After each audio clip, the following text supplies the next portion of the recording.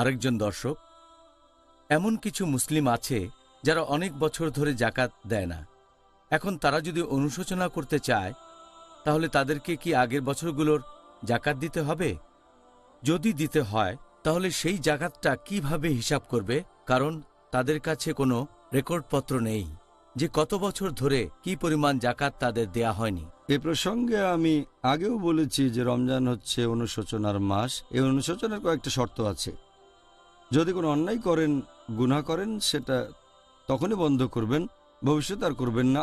আর যদি শুধরাতে পারেন, আপনি এখন জানেন জাকাত না দেয়াটা খারাপ, মানছেন জাকাত না দেয়া খারাপ, বন্ধ করেন। তার মানে জাকাত দেওয়া বন্ধ করবেন না, জাকাত দিয়ে যান।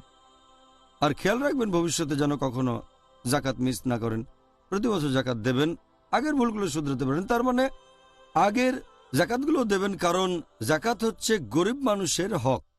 8 ক্যাটাগরির মানুষকে তাদের প্রাপ্য জিনিস থেকে আপনি বঞ্চিত করেছেন, সেটা আসলে তাদের পাওনা। তাহলে যদি আগের জাকাত না দেন আর বুঝতে পারেন যে জাকাত দিতে হবে, সেখানে আনুমানিক হিসেব করবেন যে আগের বছরগুলোতে জাকাত কেমন আসতে পারে। 5 বছর জাকাত না দিলে আনুমানিক একটা হিসেব, যদি সঠিকভাবে হিসেব করতে পারেন আমার এই সম্পত্তি ছিল, তাহলে তার উপর জাকাত দেন। যদি সেটা করতে না পারেন, তাহলে আন্দাজ করতে পারেন, আনুমানিক একটা হিসেব বের করবেন, সেটা 5 বছর, 10 বছর বা 15 বছরের। প্রতি বছর আপনার উদ্বৃত্ত সম্পদ বা সঞ্চয়ের 2.5% হিসেব বের করে যত তাড়াতাড়ি সম্ভব দিয়ে দেবেন। যত তাড়াতাড়ি দেবেন ততই ভালো, তাহলে আসলে অনুতপ্ত হয়েছেন। ইনশাআল্লাহ আল্লাহ আপনার সম্পদ বাড়িয়ে দেবেন। জাযাকাল্লাহ খায়ের। ডক্টর জাকির। আল্লাহু আল্লাহু আল্লাহ।